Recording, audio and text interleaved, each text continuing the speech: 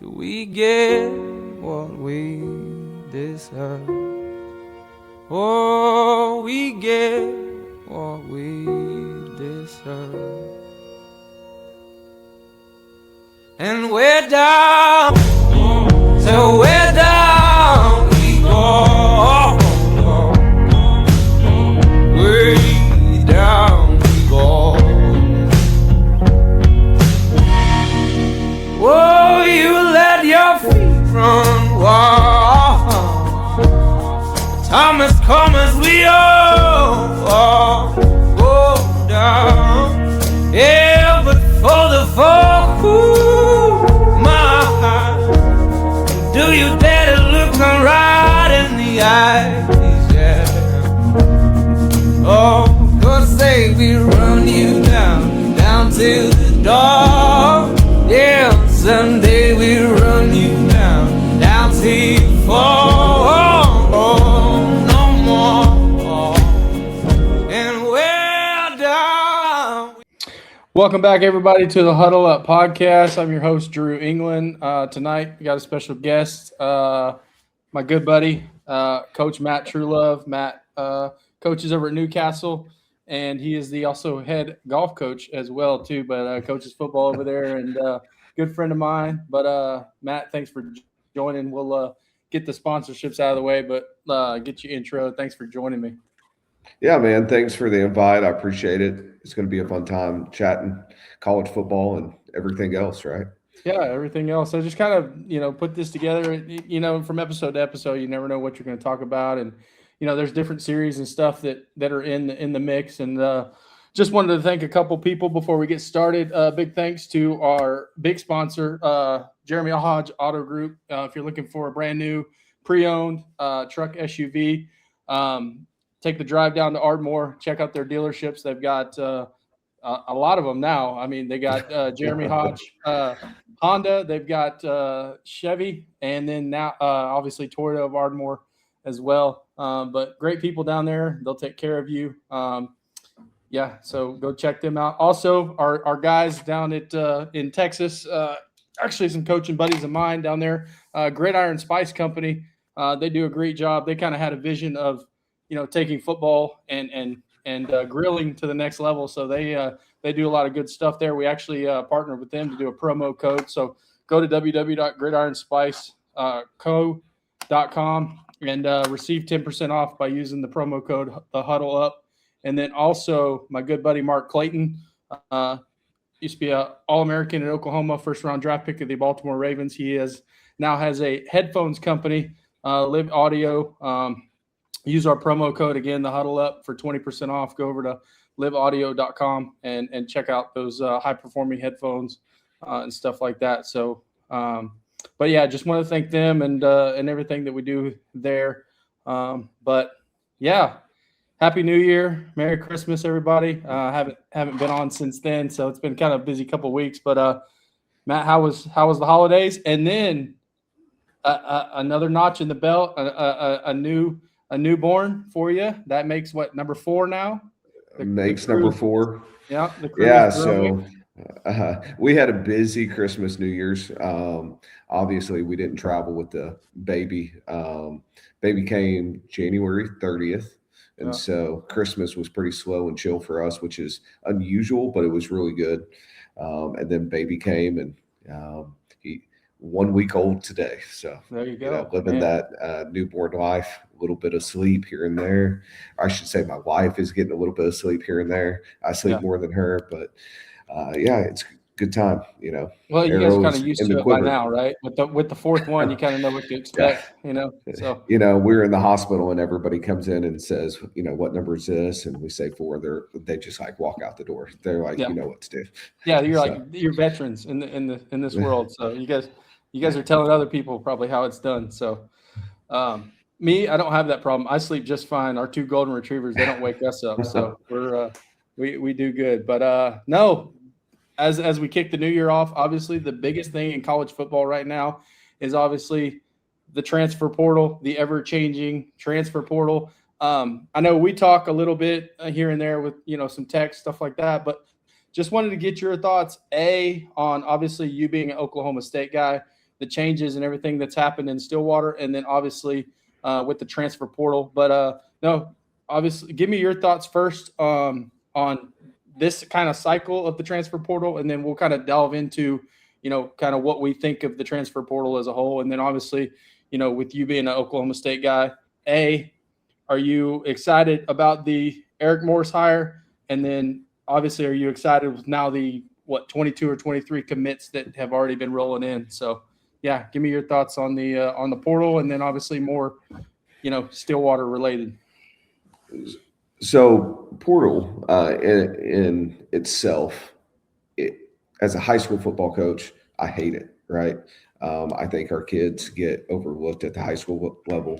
They're the ones getting hurt by this, but it's part of the game now. It's where college football is.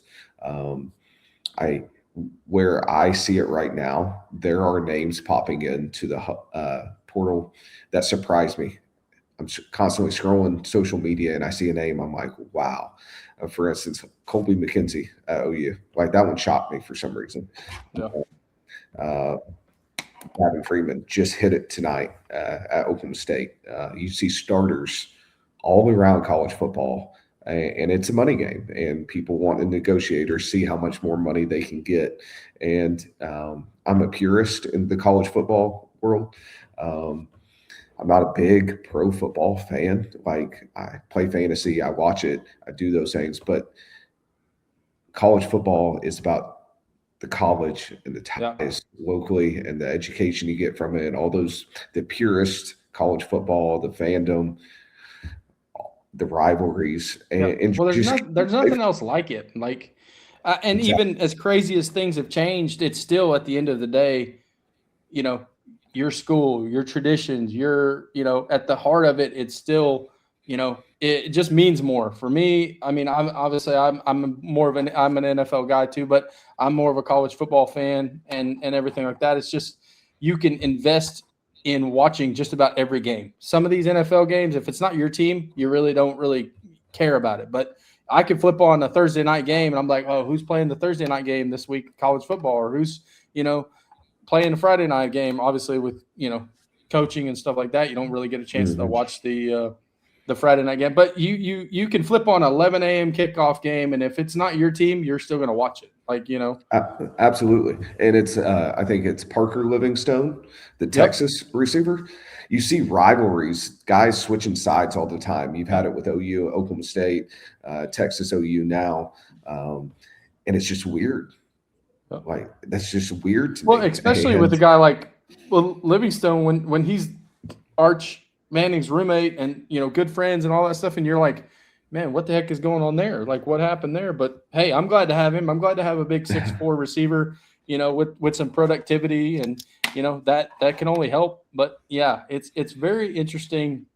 Obviously there's a lot of factors at play, whether it's, hey, these guys are chasing money, whether it's, I want more playing time at another school, or I don't really like this coaching staff, or I don't really like what I thought it was going to be when I initially got to this school. So now you have an opportunity to, jump in the portal every single year, and, you could bounce to 3 or 4 different schools by the time your career is over. And for me, I agree with you. I think at the end of the day, I think there should be more guardrails, more parameters. I'm not saying that kids are not allowed to transfer and they're not allowed to, make a better, living, I guess now it's funny to say, or, everything like that. Yeah. But I'm all for kids and players, doing what they can to help their families or help them better themselves. But I mean, come on, this is, when you see a kid, even especially in college basketball, when you see a kid playing at 4 different schools and he's a senior, man, I don't know if I agree with that. I saw something on social media.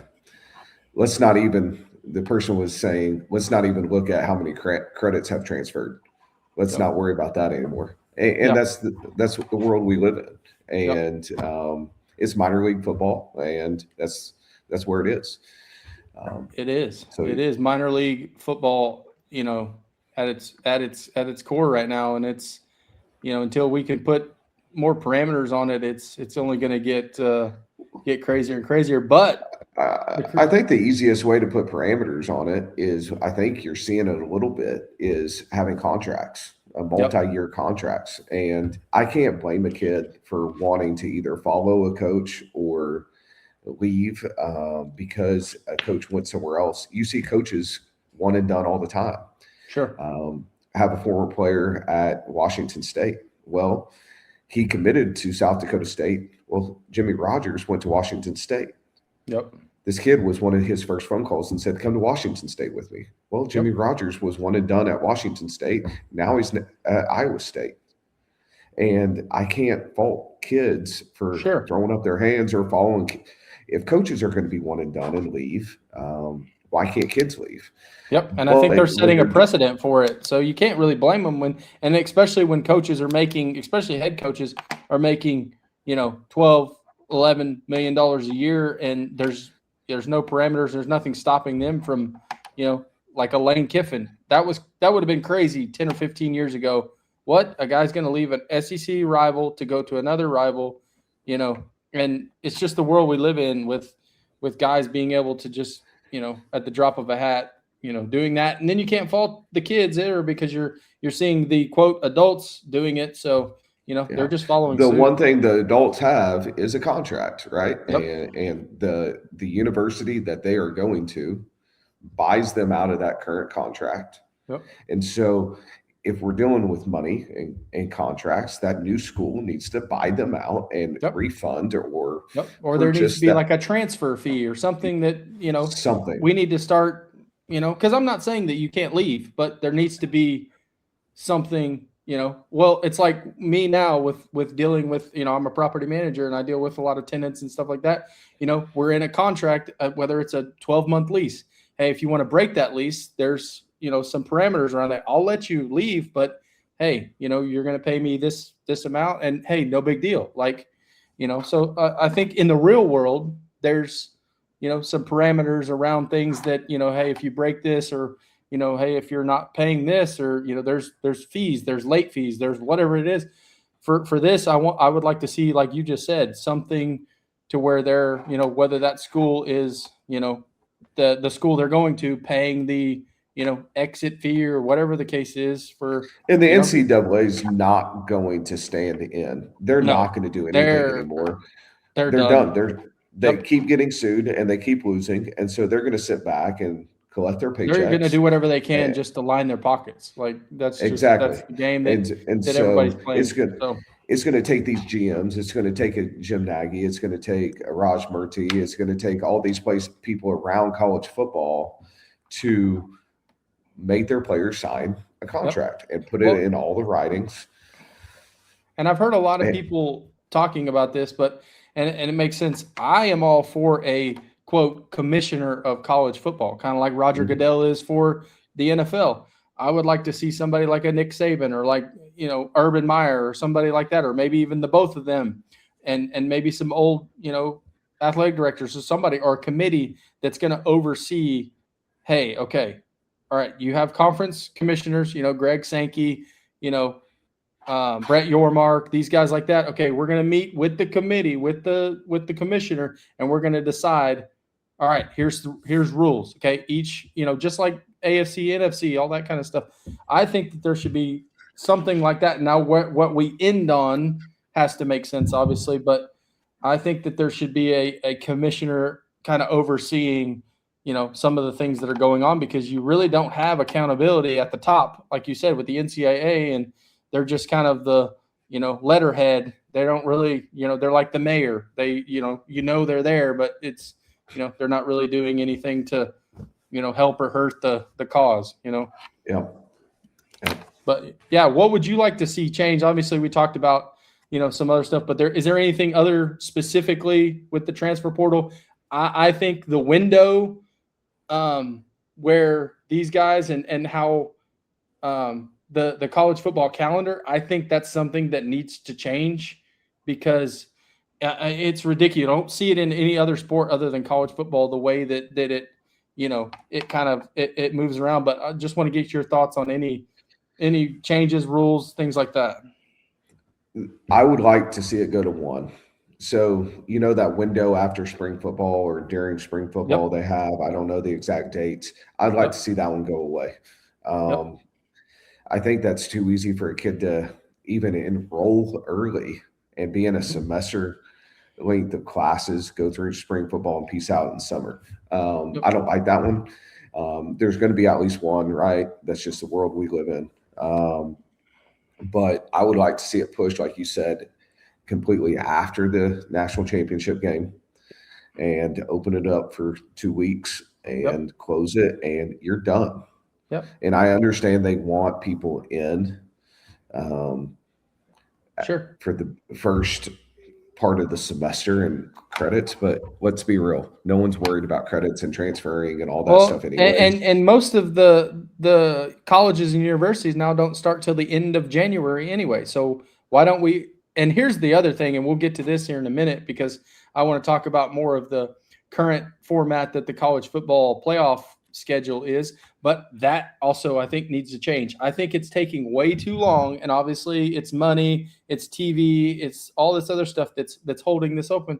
But and we can even dive into it now because it kind of segues into it a little bit. But I think you should only have maybe a week off between conference championship games and the start of the college football playoff. I don't think any team should get a bye because I don't think it does any good for the top 4 teams to have a bye.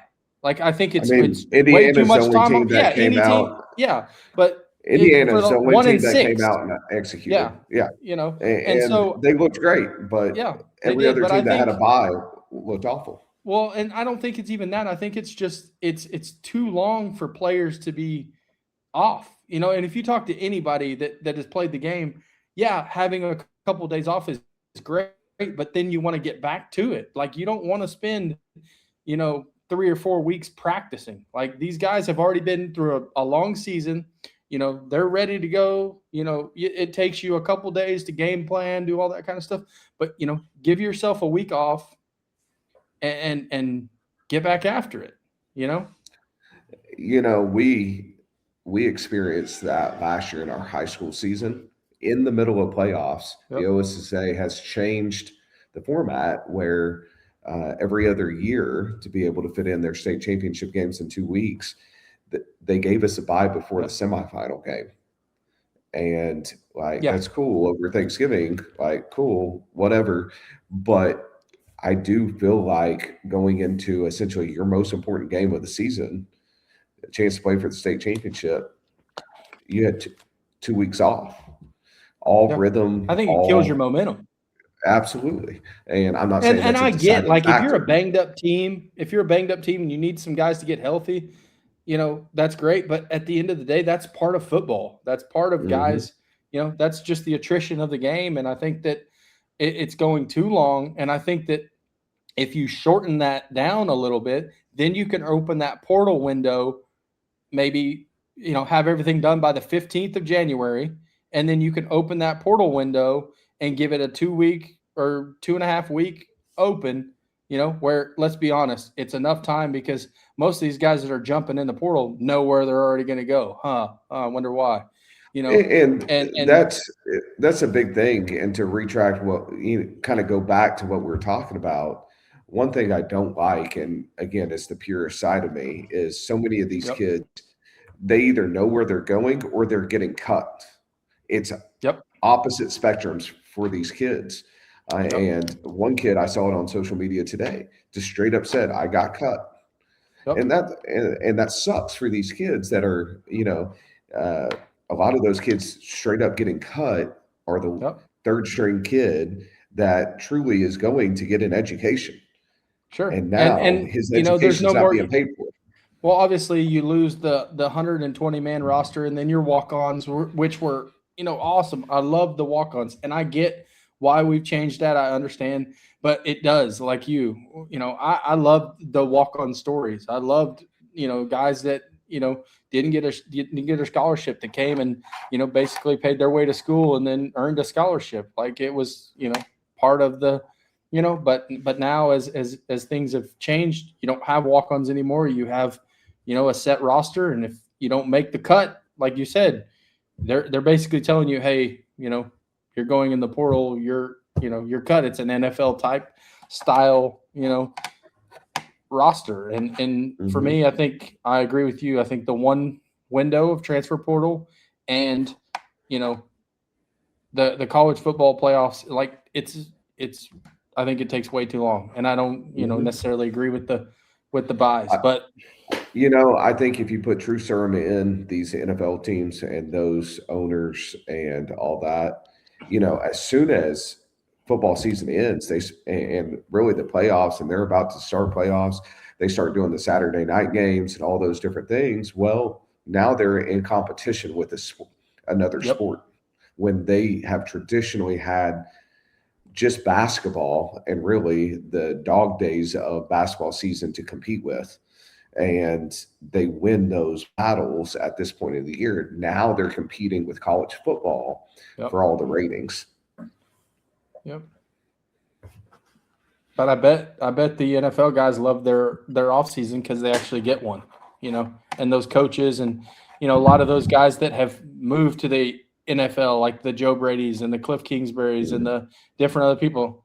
I mean, I don't see any of those guys wanting to come back to college football anytime soon because they're like, no, the few weeks I had off, I don't really have off anymore, so it's And as a high school coach, with all these different moving parts and these coaching staffs, I'm always looking to go try and visit new coaches at the college level. And I'm like, wow, like when before spring football can you do that with the portal? Because they're not going to let you come up and hang out with them during the portal window. And then they're going to be hitting the recruiting trail for the high school kids. And then spring football hits, and it's like, well, I hope they do a coaching clinic this year. Sure. And I think a lot of them too, and obviously we're talking about OU and stuff like that, but the model that they're using now with Jim Nagy and his staff, these coaches don't go on the road recruiting as much anymore now because you have a front office. And I think a lot of the schools and programs around the country are using that model just so they can give some of their position coaches a little bit of a break, like another extra couple days to take a vacation because like, and obviously myself too, like when that dead week during the summer, that's kind of when you're planning your vacation or whatever it is. And it's the same with high school coaches or college coaches.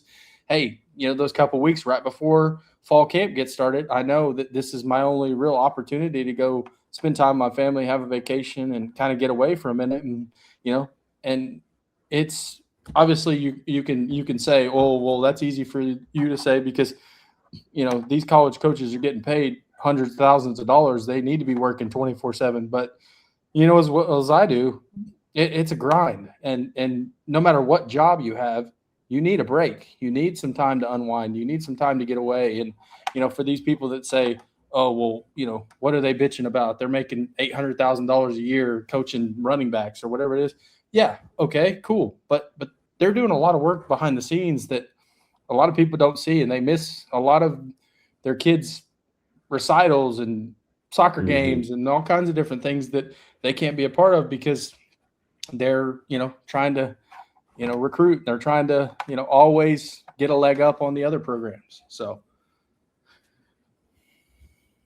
but I think that hopefully, maybe this offseason there might be some changes. I don't know. I don't know where that's going to come from. I don't know if anybody's even interested, but I agree with you. I don't think there should be two portal windows. I think it's too easy for guys to, hey, I can, especially if they come in January and they kind of they go through and then spring football hits. They're like, oh, well, no, I can jump in the portal again and be at another school in the fall. Yeah, so, I think it has to be a high-profile guy too. And I know Nick Saban has come out and said he doesn't want to do it. But I think it has to be someone who carries that much clout, Yeah. I think someone who would be really good at it is Josie. He's retiring. Of course, that's another full-time job. And he wouldn't be fired from OU. So leaving is totally on his own. And I doubt he would do it, but he would be great at it. Yeah. But I think if you're going to do that, then you can't be tied to a school. Like you have to be fully away from a school. And I don't know that anybody, like you just said, Nick Saban. I mean, he's got a pretty good gig with ESPN. He can just sit around and watch football games and talk about football, and and get paid, maybe more than what he did when he was coaching. And I mean, why would you leave a gig like that to go, I wouldn't. I'd be like, man, you get to go play golf. You get to go, eat your, oatmeal cakes and go to the lake. And, life is good Yeah. for Coach Saban, even Coach Urban Meyer. I don't know why he would, want to do something like that. Even Coach Stoops, that's another guy that would probably be a pretty good guy for that. But again, those guys retired for a reason, and I think that they're going to stay retired unless something really drastic, would have to happen for them to do it. But we are down to the semifinals in the college football playoff this week. Couple games. Obviously, it's like we just talked about. It is, the 6th of January as we're recording this, but 2 games left, and I think 2 pretty good ones. I don't know. I think I'm probably more excited about the Miami Ole Miss game, but 2 really good games, and we can just talk about them. Obviously, what you've seen so far in the college football playoffs, and then more specifically, we can start with Ole Miss and Miami in the Fiesta Bowl. Man, what a story for both of these teams. I think even in the middle of the season, I know obviously things change with Lane Kiffin moving on, but when you said, all right, Pete Golding, here's the keys, I was like, all right, yeah, they're going to get past Tulane, but I don't really think that they're going to go much further than that. And then they kind of proved everybody wrong with that game against Georgia. So I have to give Pete Golding his flowers, man. Heck of a ball coach. And to do research and, keep learning about his past and his coaching, where he came up, everything he has done. And prior to this, I just knew his ties with Saban, and what a ball coach. And it speaks so highly of his character, of how he leads young men or men in this case, and how much he has that locker room for one. Oh yeah, that's what I was going to say is, man, he has those guys running through a wall, and obviously you've seen a couple with Chambliss and Lacey already. If they get, obviously Lacey's got another year no matter what, but those guys are like, yeah, we want to come back to Ole Miss, and you're like, whoa. A couple weeks ago, I'd have been like, yeah, they're going with Kiffin, but yeah, he's won that locker room for sure. I kind of wrote him off at halftime against Georgia because they've been there, they've done that. It's Kirby Smart, that's hard to come back from. Well, that's exactly what I was thinking, because it's hard to beat Kirby, and what they do and everything like that. It's like I rewatched the second half. Yeah, I rewatched the second half the next day because I'm just like, how did they do that? And just a thing of beauty, and those guys came out and told 2 halves for them, and kudos to them. And I'm secretly pulling for I don't know, secretly, I don't have a dog in the fight. I'm pulling for Pete Golding and Ole Miss, and I think they're fun to watch. And what a story with Chambliss coming from Division II football, and winning a job, took a chance on himself. I've always kind of disliked Miami going back to the early 2000s. And that's just but silly. Man, they're on a freaking heater, and they're playing the best football. Well, as a defensive guy, look at that front. Like Bain, golly, that kid's an animal. Like, it's going to be an interesting fight up front. Well, it's going to be an interesting game between Ole Miss's offense and just what Miami's brought the last couple weeks with their play up front and with their defense, and obviously being able to do stuff with their quarterback and everything like that. But man, Carson Beck hasn't had to win a game for them. Their defense has defensive front has created. Out. Yeah. Oh my gosh. And so if Pete Golding can mess with Carson Beck enough and get him to turn the ball over, Ole Miss will win the game. And I think it comes down to that. They're gonna force Carson Beck to make a mistake, and if they do, Ole Miss will win. If Miami just doesn't get great quarterback play. Ole Miss is too good offensively. Yep. Charlie Weiss, and part of me is a little surprised he went with Lane Kiffin, Yeah. um, but he's going to be a head coach before too long. Yeah, I And agree. and if he goes to um, LSU and lights it on fire in year one with them, which he probably will, Yep. he this 3 game stretch is all he needs on his resume because For everybody sure. gave credit to Lane Kiffin, Yep. and they freaking lit it up. Yep. This is like you said. This is the game I want to watch. This Yep. is the game that's going to have my full attention. Yeah, no, I agree with you. I think, obviously with Miami and their defense, I think that it's going to come down to the quarterback play, and my edge is going to go to Ole Miss because that kid, I mean, he just plays with moxie, and he's got a lot of confidence, and I think he's got a few more playmakers on that side of the ball than I think Miami does. And I think, like you said, I think Pete Golden's going to dial up some pressures, some different looks. Going to give him some different things and even change the picture pre-snap, kind of like but what Venables does at Oklahoma. And I think it's going to confuse him a little bit. And I would give the edge to Ole Miss, and I'd like to see them, win because I'm with you. I kind of have a little bit of disdain for Miami and kind of what they've done over the years. Obviously, going back to, I was just a kid in the 80s, but obviously remembering my dad and everything like that, and the OU games that they had with Miami and stuff like that and all that. I just never really, I'll give you your flowers. Sure, you might have the greatest college football team ever assembled and with the 2001 team, but whatever. I like Ole Miss in this one, and I hope they can get it done. So Same. we move on. Peach Bowl. This one's going to be a little interesting because, again, I like both of these coaches. I really liked Dan Lanning. I really like kind of what exactly the kind of guy him and Pete Golding are kind of one and the same as far as, the way they've worked their way up, up the ladder. And obviously, both have coached for Nick Saban and, Cignetti the same way. But for me, this game, it's going to be tough because I'm like, man, who do I root for? I just want to see a good football game, but at the same time, I'm like, I kind of want to see the Hoosiers continue that run and but at the same time, I really like Dan Lanning and kind of what he's built and kind of a different type of brand of Oregon that people are not used to seeing. They're used to seeing the speed and the flashy offenses and all that stuff, but he's brought kind of a toughness and physicality to Oregon that they haven't had, over the years. And that's kind of what has been their downfall. They played really good, offense and scored a lot of points, but their defense has never really been able to stop anybody.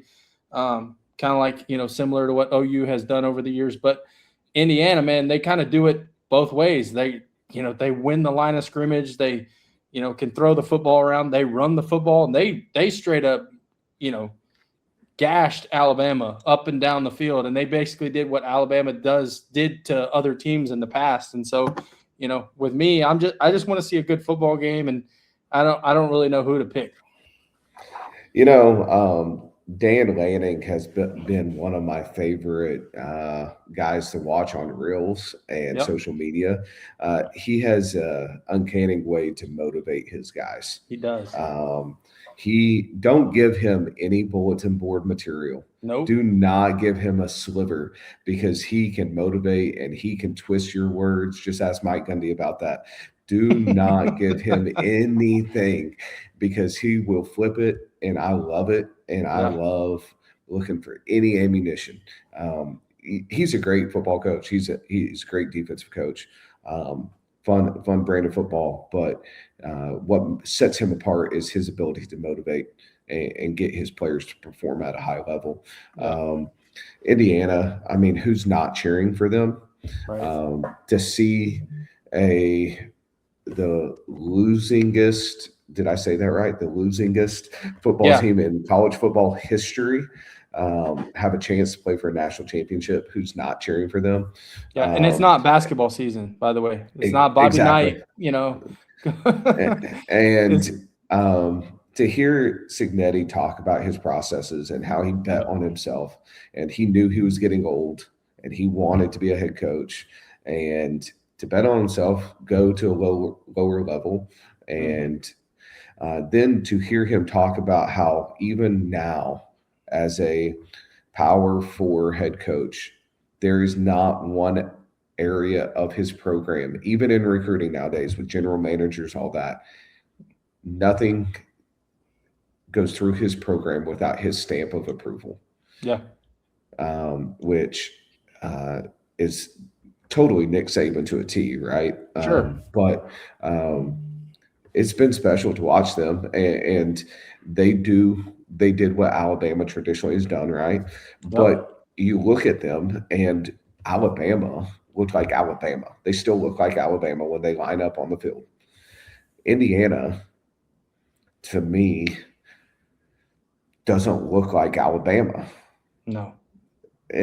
From a stature, from guys, the way they look in their pads, but the way they play is awesome. Yep. The way they are just physical, super sound. They don't beat themselves. And I kind of said it earlier. Every team, they were the only team with a bye that did not lose in the first round. Or in the second round, I should say. Yep. And well, I think it's what is it, 1-6, I think now, since the playoffs went to that format since last year. I think there's one team, they played a complete game, and you have to give it to them that they came out and for 4 quarters they beat Alabama the way Nick Saban beat people. And I say that because Signetti is part of Saban's tree. And it was crazy. You look at Saban's tree, and you have Dan Lanning, you have Signetti, you have Kirby Smart, you have Pete Golding, really Lane Kiffin. Credit to him because he essentially got him there. All in the playoff this year, touching Nick Saban's hand. And, Kirby, I mean, it's pretty special to see his influence and coaching tree now, even as a retired coach. And credit to him, big Nick Saban fan. But going back to this game, I want Indiana to win, just because I want a non-blue blood to win. Sure. And that's just kind of the underdog side of me. And they're not the underdog. They're the number 1 team in the country. But it is hard to beat a team twice. And Dan Lanning's going to have his guys ready to play. Well, not only did they beat them, but I mean they embarrassed them. And so at Austin Stadium. And that's not an easy place to play. But to your point, you talked about Signetti and Saban. He even said, I think it might have been this year or in the offseason or wherever it was, he said, when I got to Alabama and I was an assistant coach, I had learned more from Nick Saban about how to run a program in that year with him, or 2 years or whatever it was, than I ever did, my 20 previous years as an assistant. And, obviously it's rubbed off on him in the right way. And the way he's been able to do things, and just kind of his,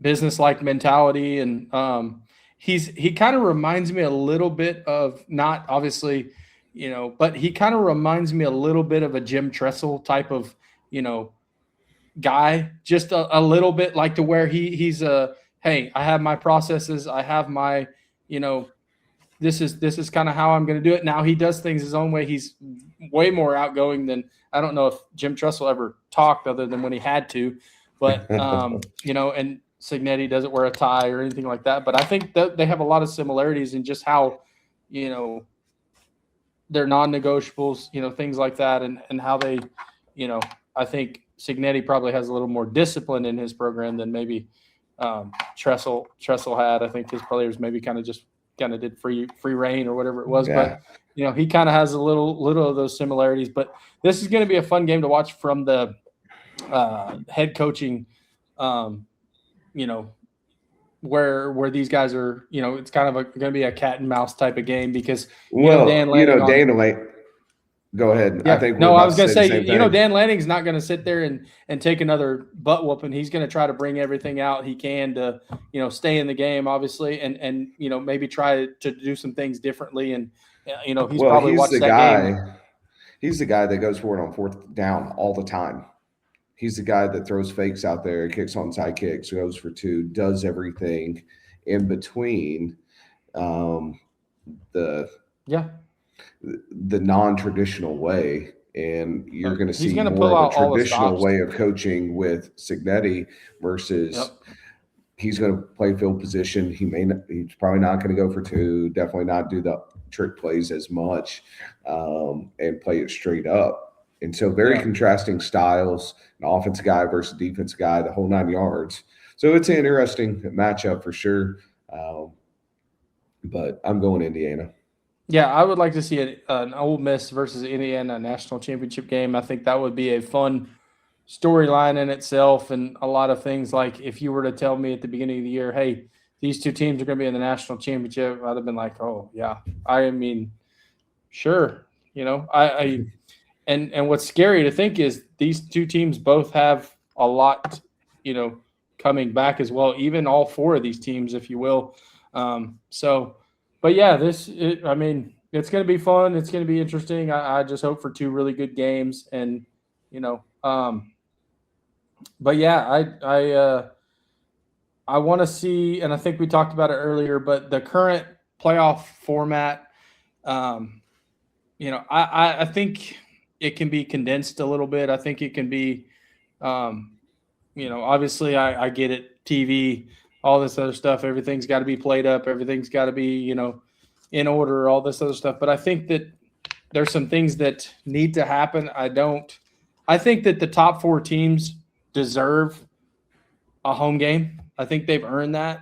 And I think that giving them a week off, sure, it might help them. But I think more than anything, I don't know if you're like me, I mean, obviously that was a fun atmosphere in Norman when I got to go to that game a couple weeks ago. But why not help these universities out by giving them another home game, giving them some more revenue, and having their fans a chance to experience this.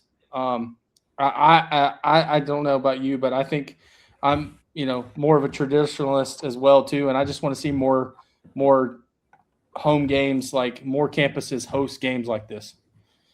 I think what's holding it back is the old school BCS bowls Yep. got their feelings hurt, Sure. and they're trying to appease the olds and the political side of the Yeah. old BCS system and the old bowl games and Well, how I think you can important. still do both. I think if you keep the major bowls to where it is, but again, it comes down to money, and it always does. Yeah.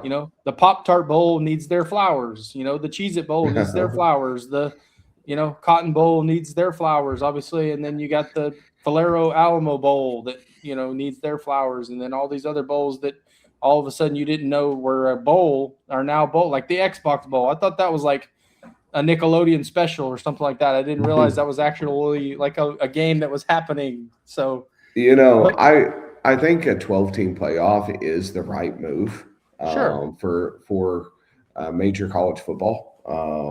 I think you see it getting that first round can be watered down a little bit. You saw Yep. that with the Tulane team, and James Madison threw their best punch. Shoot, they scored more than Texas Tech, but they still got beat. It was still a blowout, and so if you expand, I think you have to go the FCS route and Yep. go to a full playoff system, like a true. Yeah. If you're going 16 um, teams, you're going to have to seed them 1 through 16, and you're going to have these teams go straight up like we do in high school football. Like it's, Yep. and I'm okay with that. Like let these top seeds have a home playoff game. But going back to what you're saying about home playoff games, you're right. I think the semifinals needs to be the first neutral site game, Sure. and I think going undefeated or being a one-loss team is so extremely hard. Mm-hmm. Whether you are, even if you're a Big 12 team, um, They don't have the prestige of the Big Ten or the SEC. But from top to bottom, and I'm not saying this because it's an Oklahoma State. I'm an Oklahoma State alum. Yeah. I'm saying this because you still have really bad teams in both the Big Ten and the SEC. Sure. And those conferences, like the Texas Techs, the BYU's, could still go be really successful in those other leagues. Maybe not 1-loss, 2-loss teams, but even though you struggled the first couple of years in the SEC or the first, and it's different, but at the same time, it's still really hard to be a 1-loss team or undefeated. And so therefore you should be rewarded with a home playoff game. Yep. I don't disagree with the bye. That's just part of it. The NFL has buys for those that win their division. But maybe just do the top seed or 1-2 get a bye, something like that. But I think that some of these teams just, for me, I don't know. And it may be like they don't really care, but I know there's guys out there that would love, to have a opportunity to be in front of their own fans and play in their own stadium and have an opportunity. Sleep in their own bed. Yeah. That's a big thing. And have their athletes sleep in their own bed. Yeah. Well, most of them stay in hotels now, but in their game. But that's just the trouble side of things. Hey, we don't want you getting in trouble, so we're gonna go stay in a hotel for a home game. I still think that's crazy, but it's always been that way. But hey, we could literally talk about this all night. But I know you've probably got to get some sleep while you can, and everything like that. But thanks for joining me. Who knows? You might be on here more regular. We'll see what's going on. But it's been a pleasure. We'll have you back on for sure. And it's just been great talking football, talking all kinds of things. And there'll be other topics that we could discuss and everything like that down the road. But we're gonna wrap this thing and put a bow on it. But again, thanks again for our sponsors, the Jeremy Hodge Auto Group. Once again. If you're looking for new, pre-owned, used, anything, truck, car, SUV, go down to Ardmore, take the drive down Interstate 35 as you're going to Dallas, all that stuff down there. They got everything to choose from their 3 incredible dealerships, Toyota of Ardmore, Jeremy Hodge, Chevy, GMC, and the newest dealership, Jeremy Hodge Honda of Ardmore as well. And then thank you again to Gridiron Spice Company, the newest partner of our show. Whether you're grilling, cooking, or experiencing in the kitchen, Gridiron Spice offers a perfect blend for you. Go over to their website, check out what they got to offer. Use the promo code at checkout to receive 10% off. Head over to gridironspiceco.com. And then also another sponsor for us, big time, Performing Headphones, liveaudio.com, 20% off your purchase there at checkout by using the Huddle Up promotion code. And as always, if you haven't yet, hit that follow button, subscribe to the channel, keep us in the loop, give us a comment, shout out, everything on social media. You'll find us, just search the Huddle Up, and stay tuned for more episodes. But for me, Drew England and Matt, thanks so much again for joining me. I really appreciate you coming on. Yeah, man, it was fun. Thanks for the invite again. Appreciate it. Yeah, no problem. All right, man. We'll till next time. We'll see you guys later.